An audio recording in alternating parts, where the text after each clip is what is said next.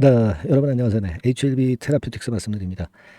테라퓨틱스가 지난 주말에 그 시장 폭락에는 잘 견뎠는데, 근데 이제 주 초반의 시장 폭락에는 좀 밀리면서 마무리가 됐습니다, 여러분.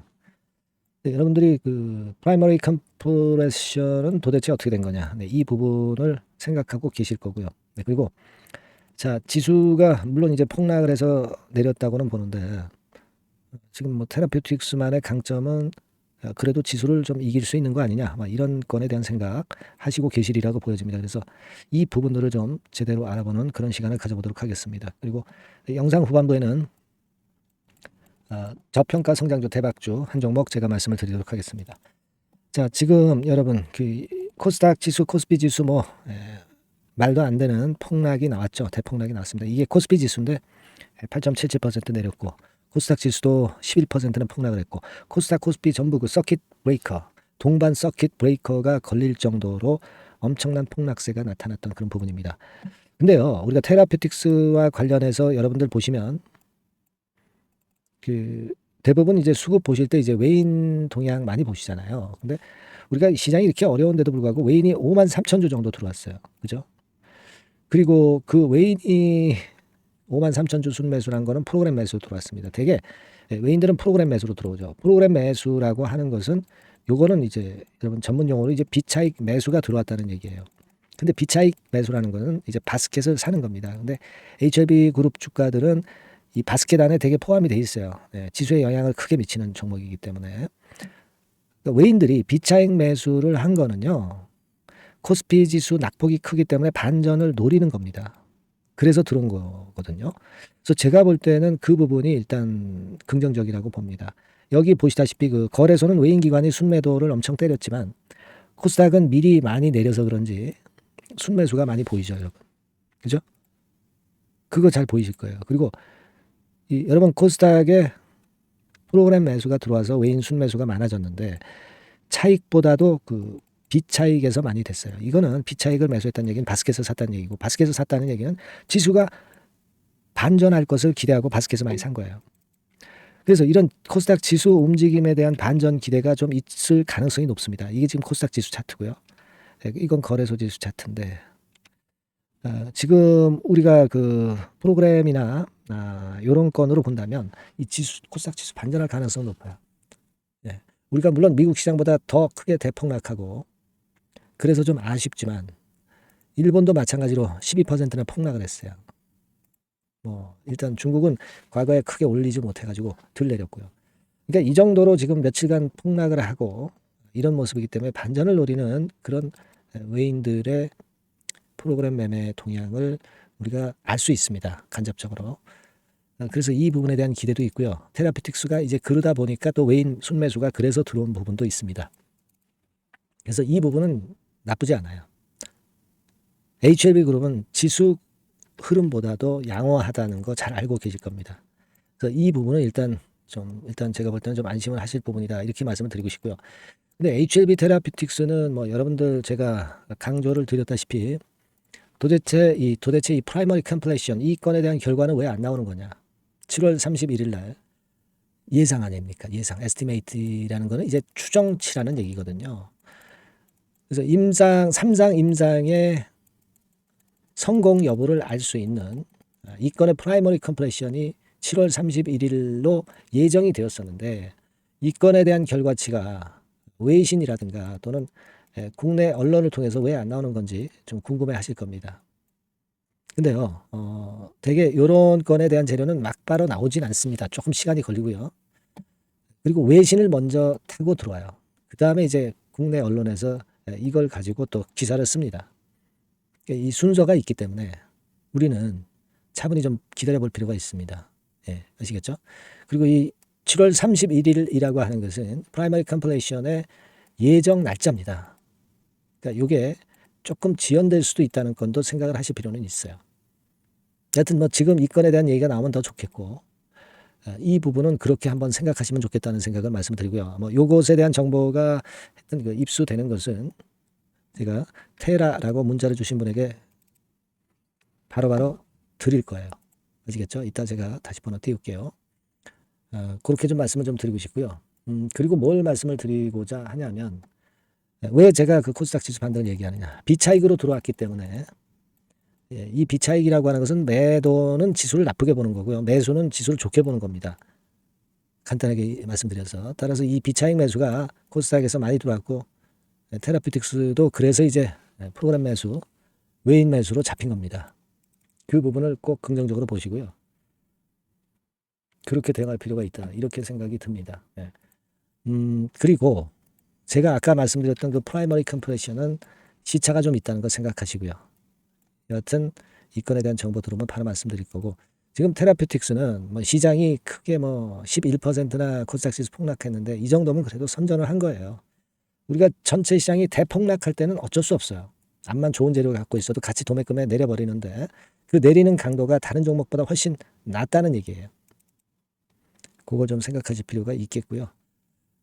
그래서 일단 지금은 가장 중요한 재료 이 프라이머리 컴프레션에 대한 얘기 들어오면 제가 여러분들한테 막바로 드릴 겁니다. 테라라고 문자 주신 분에게는 제가 최선을 다해서 드릴 거고요. 그리고 여하튼 여러분께서는 지금 우리가 지수보다는 테라피틱스가 그래도 강하다는 생각을 꼭 가져달라는 말씀을 좀 드리고 싶습니다. 아시겠죠? 재료 들어오는 대로 문자 주신 분에게는 연락을 드릴 거예요. 네, 그렇게 말씀드립니다. 꼭 문자 주세요. 네. 자, 그리고 제가 대박주 말씀을 드린다고 그랬죠. 네, 요거 말씀을 드릴 거니까 요거 말씀 잘 듣고 대박 내시는 매매 꼭 하시기 바랍니다. 네, 대박주 말씀드립니다. 자, 요즘 시장이 상당히 힘들기 때문에 여러분들이 테마주를 따라서 뭐 개별주를 한다 하더라도 미리 그 테마를 알고 들어갔다 하더라도 주가가 먼저 많이 밀리고 나중에 반짝하는 경우가 많아요. 그러니까 이 중소형 개별주도 쉽지 않고 그렇다고 해서 이제 대형주 섹터를 들어가 봐도 되게 뭐 2차 전지, 반도체 뭐 이런 쪽들 매매해서 수익을 내기가 상당히 힘듭니다. 그러니까 이런 때에는요. 저평가된 종목을 매수해서 대박을 내는 것이 그것이 지금 이런 타임에는 상당히 저는 맞다고 봅니다. 근데 그냥 저평가만 됐다고 해서 이런 종목만 우리가 국한해서 하는 것보다는 성장성까지 겸비한 종목을 매수를 하는 것이 필요합니다. 사실 이게 이율 배반적이기도 하지만 이거 두 개의 성격을 다 겸비한 그런 종목이 있어요. 이 종목을 제가 한번 찾았는데요. 그래서 오늘 말씀드릴 종목은 저평가주이면서도 성장주입니다. 자, 목표는 되게 우리가 과거 시세 대비해서 이제 막 생바닥에서 올라가는 것이기 때문에 되게 더블 내지 세 더블 정도 요 정도 가야 이제 매물이 있거든요. 그 이전까지는 매물이 없어요. 그래서 목표는 이렇게 잡아볼 필요가 있다. 이렇게 말씀 좀 드리고 싶고요. 섹터는 여러분들 이미 올라갔다가 많이 올라갔다가 내리는 종목들 이런 것들은 반등을 주고 더 밀려버리는 그런 속성이 있기 때문에 제가 볼 때는 좀 신선한 쪽에서 섹터를 구하시는 게 더 좋아요. 그래서 조금은 최근에 아주 크게 오르지 않았고 이제 막 올라가기 시작하는 이 엔터테인먼트 섹터 중에서 하나 선택을 해봤어요. 주가 수준은요 적당한 수준이죠. 네, 10,000원 내지 한 30,000원 그 사이에 있습니다. 그리고 요 종목이 아주 등치가 작은 중소형주는 아니에요.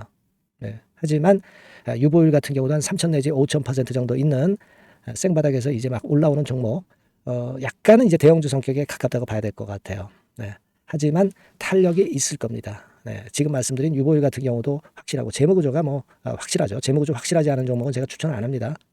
유동성 현금, 그러니까 단기간에 현금을 만들 수 있는 유동성 현금이요. 여러분 한 3,000억 내지 4,000억 정도 있어요. 이 얘기는 괜히 그 괜찮은 종목이다 하더라도 쭉 올린 다음에 증자해버리는 경우가 많잖아요. 그래서 주당 주식 가치를 희석화하는 경우가 상당히 많거든요. 그럴 리스크가 없다는 얘기예요. 그죠? 네, 그런 부분입니다. 유동성 현금이 이 정도로 많아요, 여러분. 실적은 작년에 최저였어요. 하지만 1분기부터 이미 턴어라운드를 했습니다.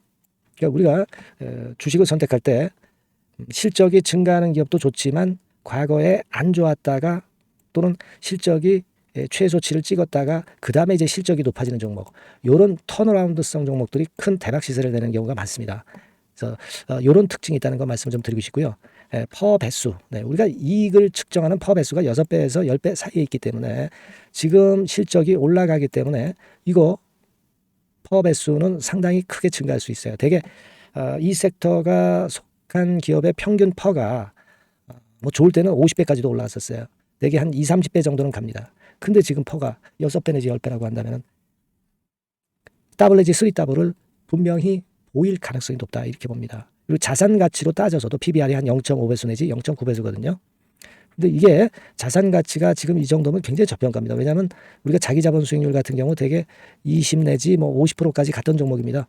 그렇다고 한다면 PBR 수준이요. 2배 내지는 5배 정도까지도 PBR 수치가 더 올라갈 수 있는데 이제 0.5배 내지 0.9배수라는 얘기죠. 이런 종목은 여러분들이 꼭 놓치면 안 돼요. 네.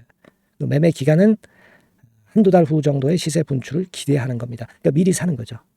근데 조금 기간을 길게 보셔도 됩니다. 3개월 정도 기간으로 봐도 무난하다 이렇게 말씀드리고요.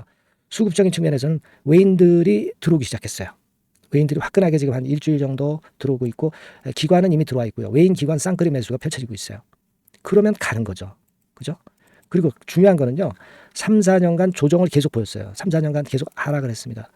그러다가 2년간 등락하면서 바닥 다진 이후에 최근 분출이 시작되고 있다는 거죠.